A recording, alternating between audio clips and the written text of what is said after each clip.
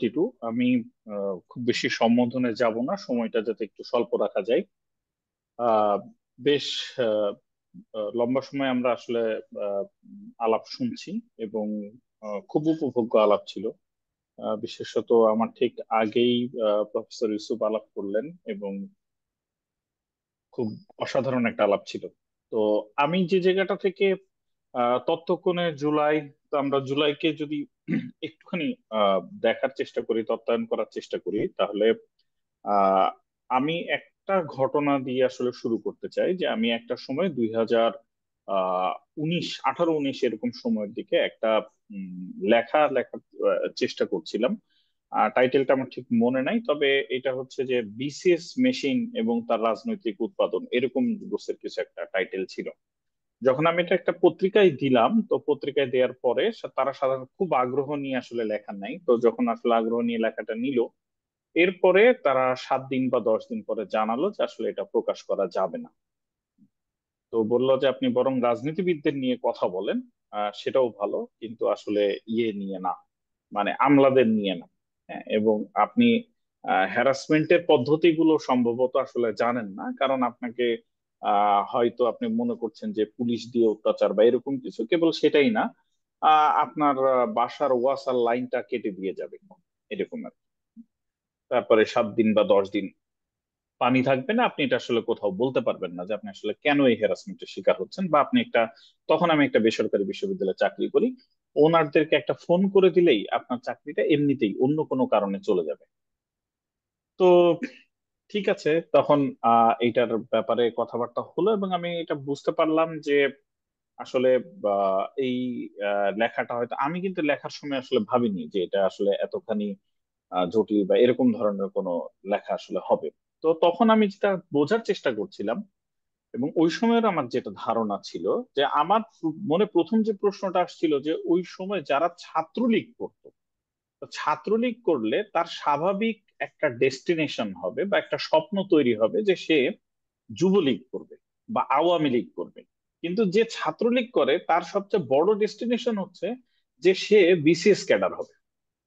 তো জিনিসটা কিন্তু এখানে আওয়ামী লীগের তরফ থেকেও ওই সময়ে ব্যাপারটা কিন্তু একটা টুইস্ট ঘটে গেছে। ফলে রাজনীতিটা খুব সোজা লাইনে আসলে ছিল না। তো এরপরে আমি যখন এই ব্যাপারটাকে আরেকটু খেয়াল করার চেষ্টা করছিলাম, তখন আরো কয়েকটা ঘটনা আসলে আমি খেয়াল করলাম। তার মধ্যে হচ্ছে যে একটা সময় যখন কোভিড আসলো, তখন খুব সরাসরি তোফায়েল আহমেদ সংসদে বললেন যে আসলে তো রাজনীতিবিদদের হাতে দেশ নেই, দেশটা আসলে আমলারা চালাচ্ছে। তো এরকমের মোট 3জন এমপি কাছাকাছি সময় এই ধরনের কথাবার্তা বলেছিলেন। পরবর্তীকালে একটা বিষয় দেখা গেল, সেটা হচ্ছে যে যে এই যে এমপিরা এই ব্যাপারগুলো নিয়ে কথা বলেছিলেন, তারা প্রত্যেকেই 2023-এ যখন নির্বাচন হলো তখন আওয়ামী লীগের দলীয় মনোনয়ন বঞ্চিত হলেন। তোফায়েল আহমেদেরটা আমি নিশ্চিত না, বাকি দুইজনেরটা আমি নিশ্চিত। এর সাথে সাথে আহ শেখ হাসিনার একজন নিকট আত্মীয় আব্দুল্লাহ সাদিক, আব্দুল্লাহ সাদিকের একটা ব্যাপার ঘটলো যে আব্দুল্লাহ সাদিক সে হচ্ছে যে একজন ইউএনওর সাথে তার প্রবলেম হলো, যখন ইউএনওর সাথে তার ঝামেলা হলো, তখন আহ বিসিএস সমিতি, সম্ভবত অ্যাডমিন ক্যাডারদের একটা সমিতি আছে, আহ বিএএসএ এরকম কিছু একটা হবে। তো এই অ্যাডমিন ক্যাডার সমিতি থেকে একটা স্টেটমেন্ট আসলো, স্টেটমেন্টের ল্যাঙ্গুয়েজটা খুব মজার ছিল আর কি। মানে সেইটা হচ্ছে যে এটা আসলে কর্মকর্তাদের নাকি আসলে একটা রাজনৈতিক অ্যাসোসিয়েশনের, এটা বোঝার কোনো উপায় ছিল না। এবং তারা ওখানে সাদিক আব্দুল্লাহকে দুর্বৃত্ত হিসেবে বলছিলেন, এবং তারা নিজেদেরকে তখন মুক্তিযুদ্ধ বঙ্গবন্ধু আওয়ামী লীগের পক্ষের শক্তি হিসেবে দাবি করছিলেন। আচ্ছা, এরপরে যে ব্যাপারটা দাঁড়ালো যে সাদিক আব্দুল্লাহ তারপরে মেয়র নির্বাচনের ক্ষেত্রেও কিন্তু আসলে তার মনোনয়ন হারালেন। এমপি হওয়ার জন্য যেটা, সেখানেও কিন্তু আসলে মনোনয়ন হারালেন। তো আওয়ামী লীগের এই যে 2023-এর যে আসলে জুলাই আন্দোলন, এই জুলাই আন্দোলনকে আমাদের আগের বক্তারাও যেভাবে আসলে বলেছেন যে আমরা দেখছি যে এরকম আর অনেক সাক্ষ্য যে যেখানে আসলে মানুষ স্বতঃস্ফূর্ত ভাবে অংশগ্রহণ করেছে। তো এই স্বতঃস্ফূর্ত ভাবে অংশগ্রহণ, আর আরেক দিকে একটা ক্লেম আছে যে এটাকে আসলে মেটিকুলাস ডিজাইন বা এরকম কোনো কিছু। তো আমাদের প্রতিষ্ঠান ভেঙে ফেলার, যে সূচনা সেটা তো আসলে অনেক আগে থেকেই হয়েছে।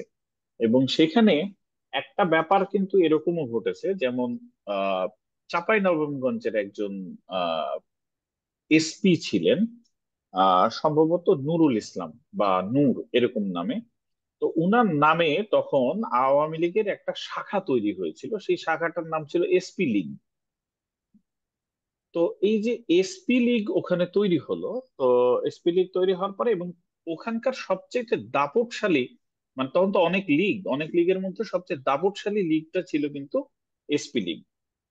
তো এই যে ধীরে ধীরে এই যে আপনার যে একটা ফ্যাসিস্ট ব্যবস্থা, এটা শুধুমাত্র সরকারকে ধ্বংস করেছে কেবল তাই না, এটা মানে আহ, রাজনৈতিক দলের ভেতরের ব্যবস্থা, বাইরের ব্যবস্থা, এই সবগুলোকে কিন্তু একাধারে মানে একের পর এক এটা ধ্বংস করে গেছে। ফলে এইটার আসলে ঠিক জুলাই দিয়েই যে এই পরিণতিতে যাবে, এটা যদি নাও হতো, আমি মনে করি যে এটার আসলে আহ উম, কোন একটা পরিণতি আসলে এটার হওয়ারই কথা ছিল। সেটা নির্দিষ্ট করে জুলাই না, হয়তো অন্য কিছু হতে পারতো, হয়তো আরো ম্যাসিভ স্কেলেও যেতে পারতো, কিন্তু হতো। তো এই জায়গাটা যখন মানুষজন এই মেটিকুলাস ডিজাইনের বা জুলাই আসলে মানে সংঘবদ্ধ নাকি স্বতঃস্ফূর্ত, এই আলাপগুলো যখন করেন, তখন আসলে পেছনের যে একটা লম্বা সময়ের যেই অনাচার, যে অনাচারটা কোথাও না কোথাও আসলে থামতে হতো, এবং সেটার এগেনস্টে একটা অবস্থানের প্রশ্ন কিন্তু আসলে ছিল। তো সেইটা কিন্তু আর তখন আলাপের ভেতরে আহ বাদ পড়ে যায়। আরেকটা বিষয় আমি যেটা উল্লেখ করব সেটা হচ্ছে যে আমাদের যে স্বৈরতান্ত্রিক যে প্র্যাকটিস, এটা কিন্তু শুধুমাত্র আমাদের রাষ্ট্র ব্যবস্থার স্বৈরতন্ত্র আসলে দেখলেই হবে না।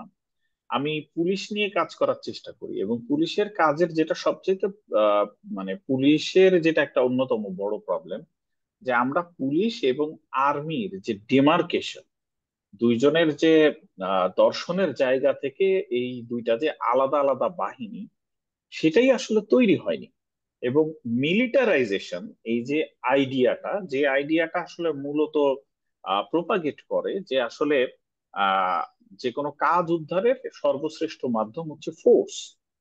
এই ফোর্সের আইডিয়া এবং হচ্ছে বল প্রয়োগের আইডিয়া, যে যেটার মাধ্যম দিয়ে আমরা আসলে যে কোনো কাজ বা যে কোনো পরিস্থিতির সবচেয়ে সেরা উত্তরণটা ঘটবে, সেটা কিন্তু আমাদের সমাজের ভেতরও ব্যাপকভাবে চলমান। আমার এই জুলাইয়ের মানে এই যে ফ্যাসিস্ট যে অ্যাটিটিউড, এটা যে কেবলমাত্র সরকারের তরফ থেকে আমরা গত 15 বছর দেখেছি, ব্যাপারটা কিন্তু এরকম না।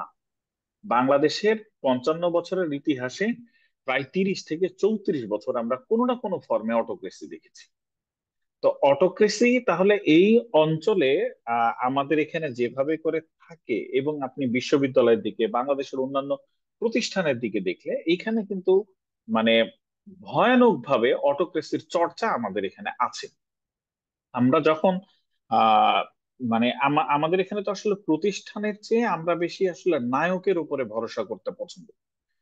যে কোন একজন নায়ক বা কোন একজন নবী, কোন একজন মেসিয়া আসলে আসবেন এবং আমাদেরকে রক্ষা করবেন। এই যে যখন আমরা ব্যক্তির উপরে এই জোরা রোপটা করি, তখন একই সাথে যে ঘটনাটা ঘটে, যে এই ব্যক্তিকে তো আসলে আমরা ওই লাইসেন্সটা দিয়ে দিচ্ছি যে সে আসলে যে কোনো সময় অটোক্র্যাট হিসেবে টার্ন করতে পারে। কারণ আমি তার প্রতিষ্ঠানের যে চেক অ্যান্ড ব্যালান্সের যে জায়গাটা থাকে, আমি সেই জায়গাটাকে আসলে বিনষ্ট করে ফেলছি। তো এমনকি আপনি আমি এর আগেও অনেক আলাপে বলেছি যে যতগুলো আপনি বাংলা সিনেমা দেখবেন, সেগুলোতে যত পুলিশ দেখা যাবে, সেই পুলিশগুলোর সে আইনের পথে থেকে আসলে বিপদে পড়বে, এবং বিপদে পড়ার পরে সে যখন আসলে সমাধান করবে, এটা আইনের বাইরে যে সমাধান করবে, এবং ওই সময়ই আসলে সে নায়ক হয়ে ওঠে। তো তার নায়ক হয়ে ওঠাটাই হচ্ছে যে আসলে এই আইনকে লঙ্ঘন করে। তো আমরা আহ, আইনের প্রতি বা আমাদের ব্যবস্থার প্রতি আমাদের আস্থাটা ভয়ঙ্কর রকমের কম। সেটাকে আমরা কিন্তু যে জিনিসটা করতে পেরেছি, যে জুলাই আমাদের হচ্ছে যে একটা সাকসেসফুলি, আমরা যে আসলে বহুত দিন ধরে ফ্রাস্ট্রেটেড ছিলাম, অনেক কিছু যে আসলে মেনে নিতে পারছিলাম না, সেই জিনিসটাকে আসলে জুলাই খুব মানে দারুণ ভাবে আসলে এটা সামনে নিয়ে আসছে, কিন্তু কিছু অসুবিধাও আসলে এখানে তৈরি হয়ে গেছে, যে যে ব্যাপারগুলো যেমন ধরেন আমাদের কিছু কিছু সমস্যার সমাধান করা যাচ্ছে না। আমি আমার একটা লেখার ভেতরে আসলে বলার চেষ্টা করেছি যে আমাদের এখানে আমরা যা বলি, যা লিখি, আমাদের ওয়ার্ড গুলো আসলে ওইটা মিন করে না। যেমন ধরেন আপনার বাঙালি জাতীয়তাবাদ শুনলে মনে হবে যে এটা আসলে বাঙালিদের কেন্দ্র করে এরকমের কোন একটা জাতীয়তাবাদ, বাঙালি আইডেন্টিটিকে কেন্দ্র করে, কিন্তু আসলে এটা না। ব্যাপারটা এরকম না, কারণ আসলে বাঙালি বলতে আরেকটা অংশকেও এটা কিন্তু এনকম্পাস করে না। আবার জিয়াউর রহমানের বাংলাদেশি জাতীয়তাবাদ এটা বললেও কিন্তু বাংলাদেশি জাতীয়তাবাদ বলতে আমরা যা অ্যাজিউম করবো, এটা কিন্তু আসলে ওই জাতীয়তাবাদ না। তো আমাদের আইডেন্টিটির জায়গাগুলোতে আমরা আসলে যা বলি, রেটরিক, পলিটিক্যাল রেটরিক যা, আর আমাদের রিয়েলিটি যা ডিনোট করে, তা আসলে এক রকমের না। ফলে এখানে একটা বড় সড় মাপের আইডেন্টিটি কেন্দ্রিক ফ্যাসাদের আসলে জায়গা আছে। ইমরান কামাল এটা নিয়ে কথা বলেন, উনি হয়তো আরো আরো ভালো বলবেন। এই বিষয়ে আমি কিছু বলছি না, তবে যেখানে একটা ব্যাপার খেয়াল করাটা খুবই গুরুত্বপূর্ণ, যে বর্তমান সময়ে এসে এই যে আমরা যখন আসলে নতুন করে একটা রাষ্ট্র গঠনের কথা ভাবি, এই নতুন করে রাষ্ট্র গঠন আসলে এই মানে মব, এলোমেলো ব্যবস্থা, ভয়ঙ্কর রকমের ওই যে প্রতিশোধ গ্রহণ, এইটার ভেতর দিয়ে আসলে নতুন করে রাষ্ট্র গঠিত হওয়ার ব্যাপারে আমি মোটেও আশাবাদী না। মানে এই জায়গাটাতে আসলে, যেমন এই যে রিকনসিলিয়েশনের কথা প্রফেসর ইউসুফ বলছিলেন, জাস্টিসের কথা বলছিলেন, তো এই জিনিসগুলো কিন্তু আসলে খুবই গুরুত্বপূর্ণ। এখন জাস্টিসের কথা বললে এইটাকে আহ, যে প্রবলেমটা তৈরি হচ্ছে, যে অনেক জায়গাতে এটাও আসলে আওয়ামী দোসর বা এরকম ধরনের কথাবার্তা শুনতে হচ্ছে। কিন্তু এই আওয়ামী দোসর, এই ধরনের ট্যাগিং যেগুলো আসলে আগে ছিল রাজাকারের বা জামাতের দোসর, তো সেই একই ধরনের ট্যাগিং এর রাজনীতি কিন্তু ফেরত আসছে। ফলে আপনি যখন একটা পুরনো ব্যবস্থার বিরুদ্ধে প্রতিবাদ করেন, এবং সেই প্রতিবাদটা যদি আবার ওই পুরনো ব্যবস্থার ভাষাতেই ঘটে, তাহলে আসলে সেইটা কিন্তু কোনো না কোনো ভাবে ওই ব্যবস্থা যিনি আগে তৈরি করেছিলেন, কৃতিত্বটা তার মানে ঘরেই যে উঠে, এবং শেষ পর্যন্ত আপনি ওই ফাঁদেই পা দেন। এবং এখানে আমি যে জিনিসটা মনে করি যে উম, আহ, মানে কয়েকবারই রেফার করে ফেললাম, তারপরও হচ্ছে যে এটা আমার কাছে খুবই গুরুত্বপূর্ণ লেগেছিল, যে আসলে একটা রিয়েলিটি চেক মনে হয় আমার আগের আলাপে প্রফেসর ইউসুফ আসলে দিলেন, যে যেখানে আমরা আহ, মানে বিশেষত লেবাননের কথা বলে, যে আহ, মানে কিছু কিছু জায়গা থেকে আমরা যে অনেক সময় আসলে আশাবাদী হই, যে রাত ঘন হয়েছে বলে আসলে ভোর নিকটে, অনেক সময় আসলে রাত কতখানি ঘন হবে এটা আসলে ঠিক বলা যায় না। ভোর আসলেই কত দূরে। তো আমাদেরকে আসলে অ্যাক্ট করতে হবে এখানে। আশাবাদের কথা শুধু এটাই, যে আওয়ামী লীগের সময় একটা ব্যাপক পরিমাণে ডিপলিটিসাইজেশন হয়েছিল, এবং আমি যে জিনিসটা মনে করি যে জুলাই একটা দারুণ ঘটনা ঘটিয়েছে, সেটা হচ্ছে রিপলিটিসাইজেশন। মানুষকে অনেক বেশি আসলে রাজনীতি সম্পর্কে ভাবাচ্ছে, কথা বলা শিখিয়েছে। মানুষ কথা বলছে, ভাবছে, এবং সে হতাশ হচ্ছে, আশাবাদী হচ্ছে।